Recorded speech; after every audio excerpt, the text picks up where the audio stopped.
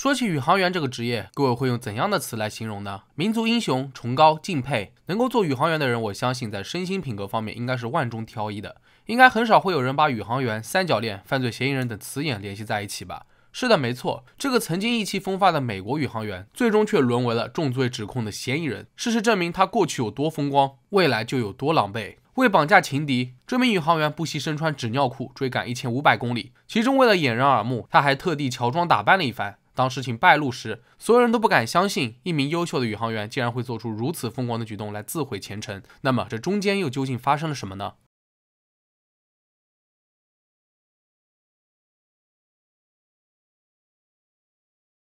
这位疯狂的宇航员名叫丽莎·诺瓦克，准确的来说是前 NASA 的宇航员。因为一系列骚操作卷入丑闻之中，最终也被踢出了 NASA。虽然案件并未引起极其严重的伤亡，但由于主人公不同寻常的工作身份，使得整件事情变得耐人寻味。1963年5月10日，丽莎出生于华盛顿特区。大概是从5岁开始，她就对太空产生了浓厚的兴趣。后来，她进入到美国海军学院学习航空航天工程，进而获得了航空工程硕士学位。1996年，通过激烈的竞争，丽莎成功加入 NASA。在出事的前一年，也就是2006年7月4日。丽莎以任务飞行工程师的身份乘坐发现号航天飞机前往太空，那是她第一次为期13天的航天任务。她主要是负责操作机械臂，圆满完成多次太空行走，而且在此期间，她还获得了机器人学博士学位。话说丽莎这简历简直是无可挑剔，再加上她的性格开朗友善、勤劳勇敢，同事对她的印象都不错。另外更难能可贵的是，即便在 NASA 的工作复杂繁琐，但也没有劝退丽莎组建家庭的想法。后来她和海军学院的同学理查德步入了婚姻殿堂，还养育了3个孩子。在外人眼里，丽莎是优秀的化身，不管是居家照顾孩子，还是上太空执行任务，她都能轻松胜任。然而事业有成，家庭幸福的美好景象终究还是成为了泡影。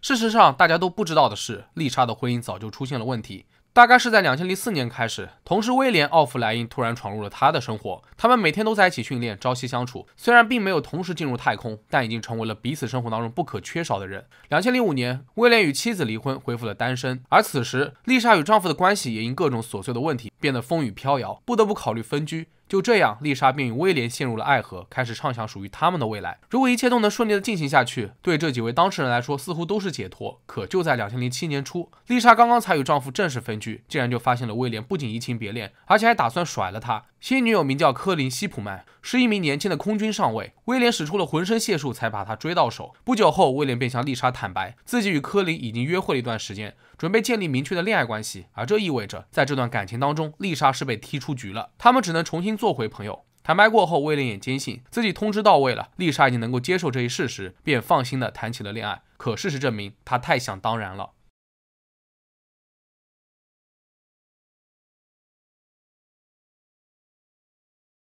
2007年2月，丽莎拿着之前的钥匙来到了威廉的公寓，设法查阅他与科林的电子邮件。果然，一段又一段露骨的文字让这个女人彻底的发了狂。丽莎再也坐不住了，她要当面与情敌对峙。在邮件当中，丽莎无意间发现了科林最近要从休斯顿飞往奥兰多的航班信息。很快，她打印了部分电子邮件的内容，独自驱车1500公里前往奥兰多国际机场堵他。2月5日凌晨1点，科林所乘坐的航班落地，但由于行李延误，直到3点15分，科林才提取到行李，然后乘坐摆渡车前往停车场。另一边，等待多时的丽莎戴着假发，身穿连帽风衣，紧跟其后。可是因为机场人比较少，科林的警惕性又很高，他早就注意到这个穿着奇怪的女人，于是他越走越快，最后一个箭步跑向了自己的车，迅速锁上车门。此时丽莎慢了一步，她试图打开车门，假意求救：“我男朋友说好的要来接我，可不见人影。现在已经很晚了，你能载我一程吗？”科林果断拒绝，表示自己爱莫能助。可丽莎不依不饶，她提出想要借手机打电话后，科林告诉她手机没电。丽莎开始大哭，像是听不到科林说话声音的样子。为了趁早摆脱这个女人，科林将窗户摇下5厘米，试图说清楚。可没想到，丽莎迅速的朝他喷了胡椒喷雾。科林惊呆了，尖叫着驾车离开并报警。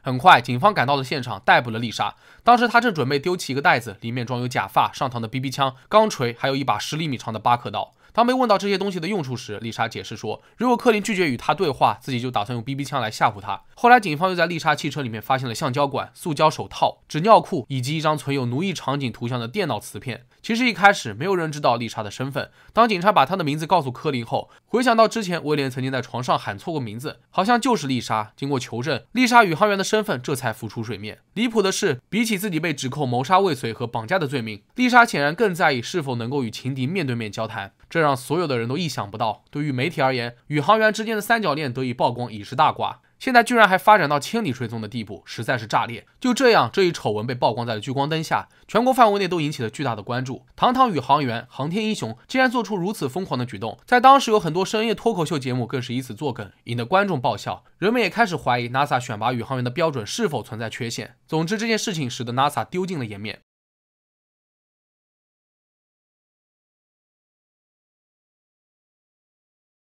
很快，案件进入了审判阶段。丽莎的律师提交了精神错乱抗辩文件，声称她患有强迫症、失眠和抑郁症。最终，丽莎达成一项协议，承认入室盗窃和殴打罪等较轻的罪行。法官考虑到她是初犯，判处了丽莎1年缓刑，并完成社区服务，给柯林写一封道歉信。在法庭听证会上，丽莎对自己的行为深表歉意，并承诺再也不会联系威廉。然而，在这场闹剧之后，也只有丽莎受伤的世界达成了。她被 NASA 解雇，自毁前程，丈夫也忍无可忍，与她离婚。令人意外的是，丽莎的疯狂举动反而使得威廉和柯林的感情迅速升温。在2010年，他们顺利的结为夫妻。随着媒体继续曝光此案的细节，比如其中一条内容讨论度非常高，那就是丽莎在赶往奥兰多机场的时候，为了不浪费时间，不惜穿上了纸尿裤。而根据丽莎的律师辩解，纸尿裤是在2005年飓风季丽莎带着孩子们撤离时放在车里备用的。而大多数观众并不在意事情的真相。可是玩笑归玩笑，仔细想来，在丽莎疯狂举动的背后，或许是重压之下宇航员的心理健康问题。一方面是家庭与事业平衡的压力。作为一名女性，丽莎扮演着多种角色。首先，每周她必须要完成55个小时的任务模拟器训练，外加15个小时的行政杂务。对待工作，丽莎非常的严肃，她必须全神贯注。其次是当了7年的宇航员，眼看着许多同班同学都被选去执行太空任务，可偏偏丽莎总是错过，这一点让她非常的沮丧。最后就是丽莎的3个孩子。追溯到1992年，丽莎来到试飞员学校的第一天，她手里就抱着一个9个月大的婴儿。2001年，丽莎又生下了一对双胞胎女儿。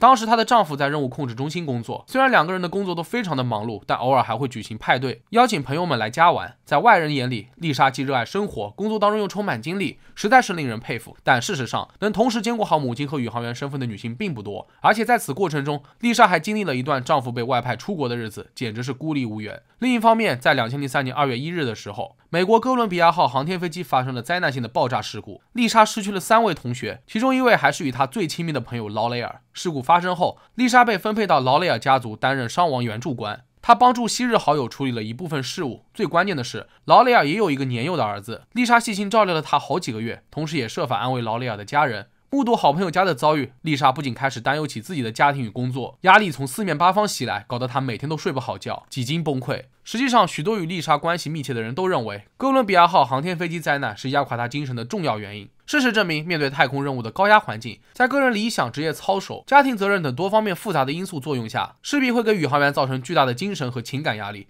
不知道大家有没有看过巴兹·奥尔德林的《重返地球》，书中记录了他从月球返回到地球后是如何一步步的走向泥潭的。谁成想，这位背负盛名的航天英雄竟然开始酗酒，大搞婚外情，还不幸患上了抑郁症。直到登月后的第10年，巴兹才彻底从长期抑郁和酗酒的状态当中恢复过来。而且出现这种情况的宇航员其实并不在少数。至于丽莎的心理健康问题，根据 NASA 的记录，1996年丽莎就接受过多项心理测试，但后来并没有定期随访。其实每一位宇航员都明白，如果心理出现问题，也是会被淘汰的。所以丽莎完全有动机去刻意掩盖自身的心理问题，只为抓住任何一个进入太空的机会。压力无处不在，丽莎陷入了焦虑泥潭。最终由于情敌的出现，使得她彻底发了狂。妒火中烧的丽莎在那一刻压根就忘记了自己宇航员的身份，才做出了如此臭名昭著的事情。